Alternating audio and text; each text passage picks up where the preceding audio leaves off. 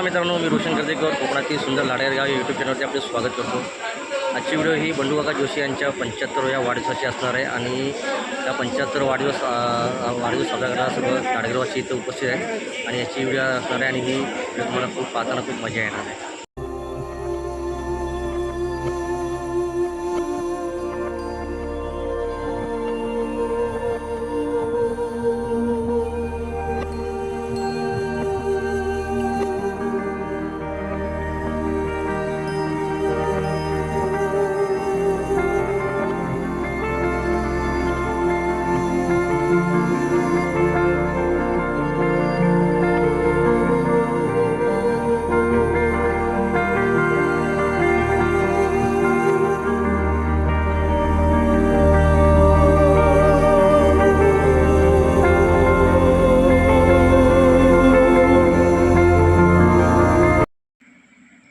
असोच गावचे सुपुत्र बंडूकाका जोशी यांचा आज 75वा वाढदिवस आहे आणि हा वाढदिवस ते साजरा करण्यासाठी लाडगर इथे आलेले आहेत। त्यांची संपूर्ण फॅमिली इथे लाडगरला आले आणि संपूर्ण लाडगरवासीय त्यांचा वाढदिवस साजरा करण्यासाठी ते जमलेले आहेत। बंडूकाका जोशी हे जवळजवळ 58 वर्ष इथे लाडगरमध्ये येऊन ते पूजा बजावत आहेत। कोणते धार्मिक कार्य असो ते इथे लाडगरला येतात आणि ते आपले काम चोखपणे बजावत असतात। त्यांची ही 4थी पिढी आहे। 4थी पिढी ते इथे पूजाचे काम बजावत आहेत। आज बंडूकाकांचा 75वा वाढदिवस आहे आणि हा वाढदिवस इथे साजरा होत आहे। खूप छान असं हे प्रसन्न वातावरण आहे आणि सर्व लाडगरवासी येऊन त्यांचा वाढदिवस साजरा करताना आपल्याला दिसत आहे। खूप धमाल आहे आणि खरोखर हा एक वेगळाच आनंदाचा क्षण आहे।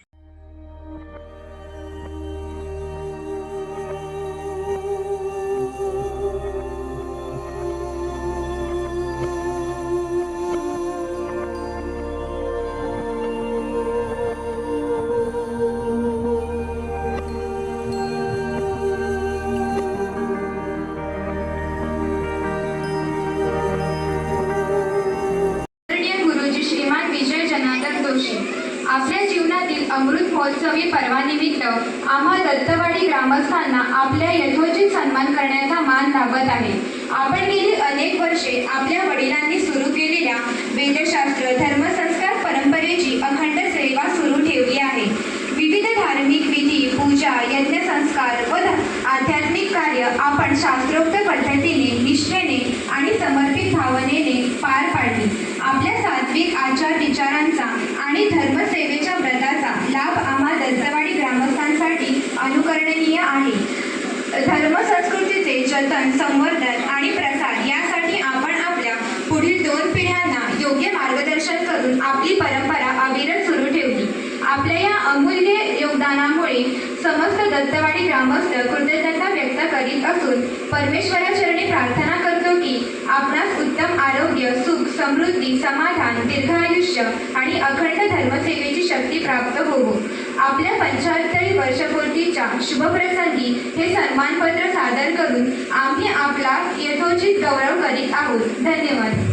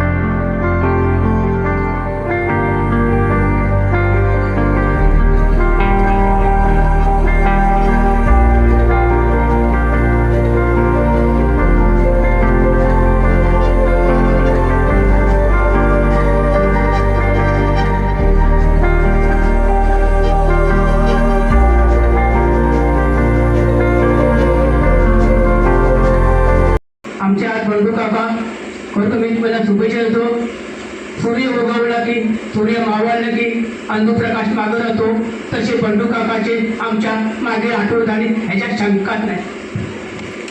सन्माननीय ग्रामस्थ आणि आजचे 75 वर्षात पदार्पण केले आमचे बंधू काका, गेली कित्येक वर्ष ते मी लहानपणापासून म्हणजे बघतोय. मला बंडू काका आपली सत्यनारायणाची पूजा, कुठलेही कार्यक्रम धार्मिक विधी असतील त्या पूजा त्या बंडू काका करतात. आणि त्यानंतर आता आमचा वैभवनंतर वैभवचा मुलगा अंबर, अगदी बंडू काकाबद्दल सांगायचं म्हणजे काही ठिकाणी वर्षाला कुठल्या तिथीला कोणाही पूजा आहे, ते बंडू काका आम्ही फोन केला असं आपलं पूजा आहे, अरे मी तिला लिहून ठेवलं आहे हां. तेवढंच स्मरणात ठेवणारे बंडू काका जोशी यांना 75 वर्षात पूर्ण होत आहे. आमच्या औदुंबर वाडीतर्फे त्यांना मी त्यांचं पूर्वरित आयुष्य अगदी सुखकरच जावं अशी ईश्वरचरणी प्रार्थना करतो आणि माझी मनोगत संपूर्ण. जय हिंद, जय महाराष्ट्र.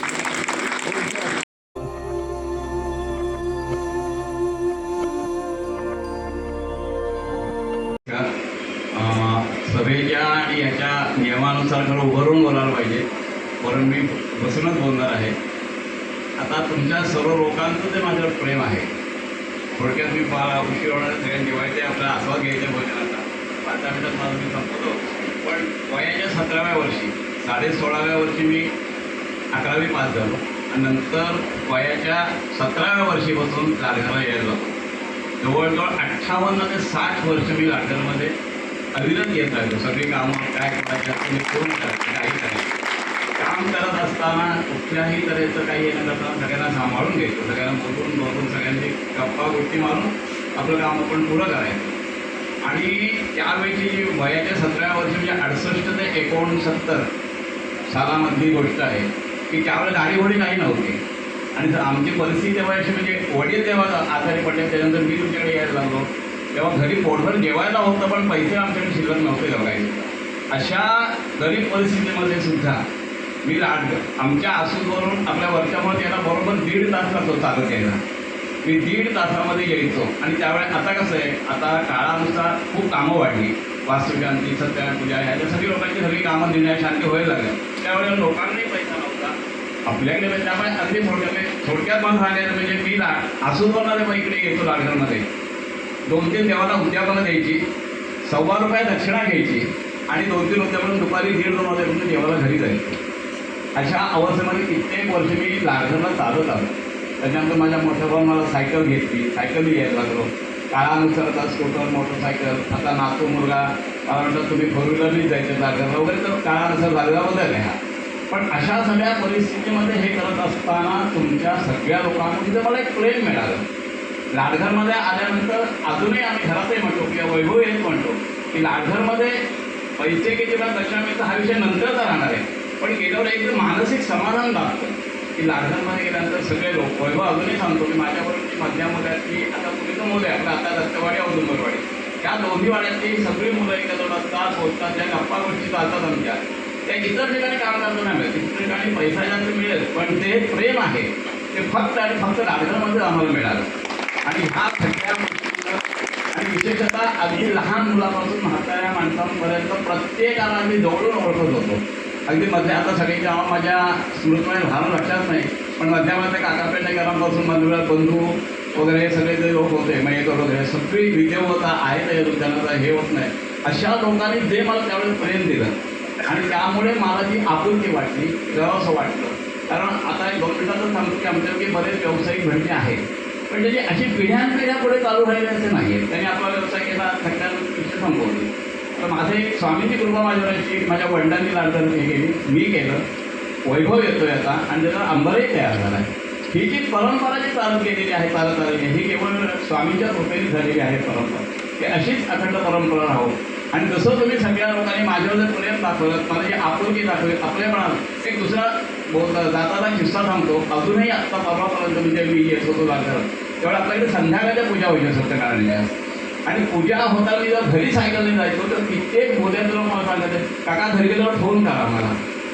ही जी आपुलकी होती ती आपल्या भटकी आपल्या घरी व्यवस्थित गेले की नाही, ही जी आपुलकी हे कुठेही बघायला मिळत नाही. मी प्रत्येक लोकांना सांगतो की ही जी मला लाडघर आपुलकी होती. बरोबर सांगतो, मी संध्याकाळी 6-7 वाजता पूजा करून जर घरी गेलो तर इथले कित्येक लोक मला सांगायचं भाऊ घरी गेले की फोन करा कुठल्याचा. ही जी आपुलकी, ही जी आपलेपणा आहे, हा कुठेही बघायला मिळत नाही. वैभव अनेक आता वैभव मोठ्या थरावरती भिक्षुकीचे व्यवसाय करतो, कामं करतो, पण हे जे लाडघरमध्ये जे प्रेम आहे, आपुलकी आहे, ही कुठेही बघायला मिळत नाही. अशीच अखंड माझा मुलगा, माझा नातू पुढच्या पिढीला मिळो, ही स्वामीचरणी प्रार्थना करतो आणि माझे 2 शब्द मी संपतो.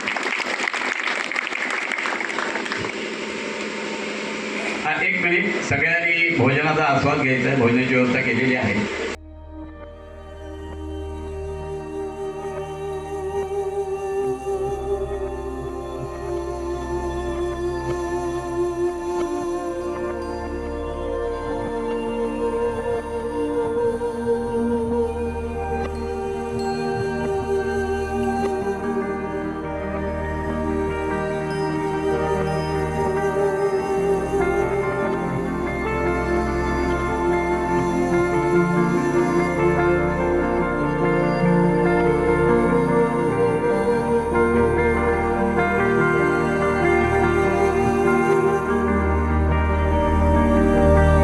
भाऊ हळूहळू चालत एका यायचे. म्हणजे पूर्वी आसुदवरनं चालत ते या ठिकाणी येत होते, तर घोड्या गाड्यांचा प्रश्नच नव्हता, तर सायकल नव्हती. अशा परिस्थितीत ते त्या ठिकाणी येत होते. आणि कालांतराने जसं आमच्या अरुण मोरेने आठवण सांगितली, ती बंडूभाऊंची आठवण सांगितली. बंडूभाऊ सुद्धा सुरुवातीला जे आले तेव्हा पण काय गाड्या घोड्या असला काही विषय नव्हता, चालतच येत होते आसुदवरून. ते सुद्धा चालत यायचे. कालांतराने झालं मध्ये मला, नंतर मी जेव्हा राजकारणात पडलो तेव्हा मला सांगायला लागले, अरे प्रदीप, तो रस्ता तरी कर, आम्हाला असा वळसा मारून यावं लागतं. तर नंतर मग त्यांच्याकडे गाडी आली. गाडी आल्यावर मग आता वळसा मारून येण्यापेक्षा रस्ता तरी कर, तुला भाऊ होईल, रोजगार हमी तुझा एकदा रस्ता झाला, भाऊ यायला लागला.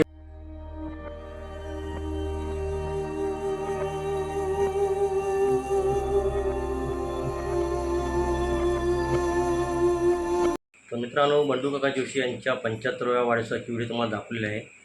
संपूर्ण लाडघरवासी त्यांना शुभेच्छेसाठी इथे जमा झाले होते आणि खरोखर छान प्रकारे इथे वाढदिवस साजरा करण्यात आला होता.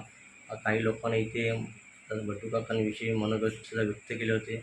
दिव्यांका मोरे यांनी खूप छान प्रकारे इथे पत्र वाचून दाखवलं होतं आणि वाढदिवस साजरा झाल्यानंतर भोजनाची देखील इथे उत्तम व्यवस्था केली होती. लाडगावचे सुपुत्र नरेश बाळ यांनी खूप छान प्रकारे इथे भोजन बनवलं होतं आणि सर्वांनी भोजनाचा आस्वाद घेतलेला आहे. तर मित्रांनो, ही व्हिडिओ तुम्हाला कशी वाटली हे कमेंटमध्ये नक्की कळवा. चॅनलवर नवीन असेल तर चॅनल सबस्क्राईब करायला विसरू नका आणि ही व्हिडिओ जेवढी शेअर करता येईल तेवढी शेअर करा. धन्यवाद.